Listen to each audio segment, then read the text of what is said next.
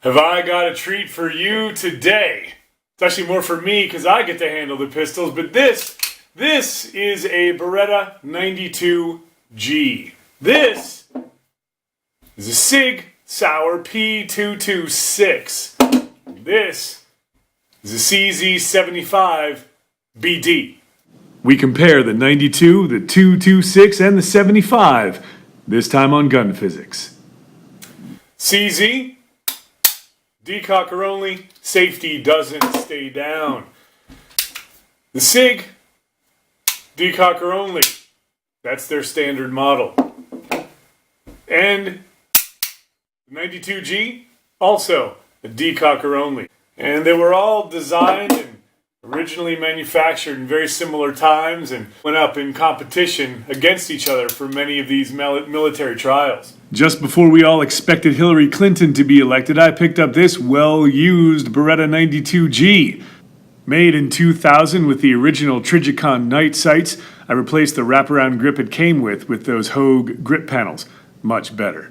Adopted by the US military in the mid-80s, this thing has that classic open top slide that the movies love so much. I have replaced some springs and I put a skeletonized hammer on it. Make it look better. Get rid of the duck. A few months ago, finally came across a CZ75 that I could buy because the price was not ridiculous. This is the 75BD Police. Doesn't say police on this one, but the newer ones do. This Czech-made pistol was never adopted by the US military, but is extremely common in military and police units around the world. Different from most other pistols, the slide goes inside the rails. One of the most copied pistols in history. And here we have, last in alphabetical order, the SIG Sauer P226, lent to me by Slim from his personal collection, one of his first from the early 90s. This P226 was almost adopted by the US military in the mid-80s, but apparently the Beretta cost less. Now this one, when Slim first took me out handgunning long ago, this was my favorite. He took a whole arsenal to the range that day, and this one definitely soaked up recoil a whole lot better than the others, and the accuracy was excellent. Really liked the trigger. And this particular one is from back in the day when they were made in West Germany. All these pistols are decocker only, but with different mechanisms for every one, so let's check those out first. The 92FS has a decocker and a safety. This is the 92G that only has a decocker. It is double-sided. The 92 pivots that whole firing pin connector out of the way so that when you drop the hammer all the way, it doesn't ignite the primer. On the CZ75, it's mounted on the frame, right where the normal safety is, and it drops it to half cock. And on the SIG P226, it's frame mounted forward of the grip, nicely tucked in right there. Just push down on it, drops the hammer. Left side only. First trigger pull is supposed to be double action, so here's the Beretta. I always start mine at half cock.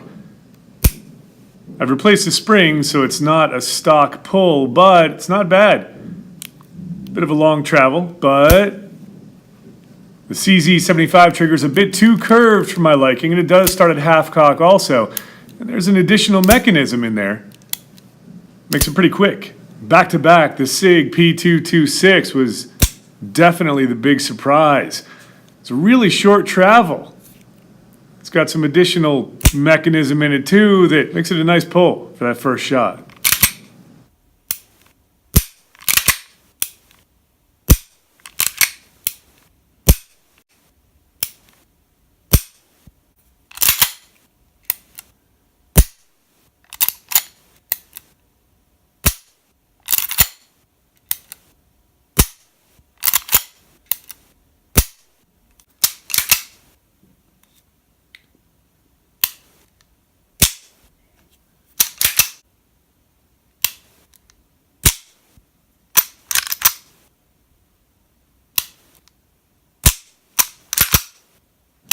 Let's compare grip size. The CZ on the left is all curvy and beautiful. SIG's in the middle with fat wraparound grips. And on the right, the Beretta's a big fat block of aluminum with skinny grips on it. I asked Mama Bear, had her try them all on, and she prefers, for her hand size, because she's like 5 feet tall, the CZ. That's definitely the best one for her. The The SIG and the Beretta, both of them were just way too big and blocky in her hands. 9mm double stack magazines for all. You see the base of the hammer spring, and on the Beretta, a lanyard loop. Rubber on the rear of the SIG definitely soaks up some recoil. And here you see the definite difference in the curvy shape and the beaver tail. All hammer fired, the beaver tail definitely protects you from any kind of bite. These are all recoil operated. On the CZ, they're locking lugs. On the Beretta 92, there's a locking block. And on the 226, the hood of the barrel locks it up. And the CZ definitely has a nice skinny slide on it. You can tell it's got pretty svelte lines. The slides are distinctly different, and only the Beretta 92 has non-replaceable front sights. The stock rear sights are all drift adjustable, and the 226 comes with a single dot in the center, the base. Trigger guards are all squared off, and the CZ on the left is the skinniest. The 92 has the longest barrel at about 5 inches, and the 226 the shortest. Looking down the barrel is always a good idea. Here are my two, the 75 and the 92 side by side. I've shot them both. 92 is a bit sloppier, but it also has a whole lot more rounds through it. 226 is the smallest barrel. 92 is the longest, but they're about the same size in the grip. And here's all three of them all together. We'll have to do a side by side at the range sometime.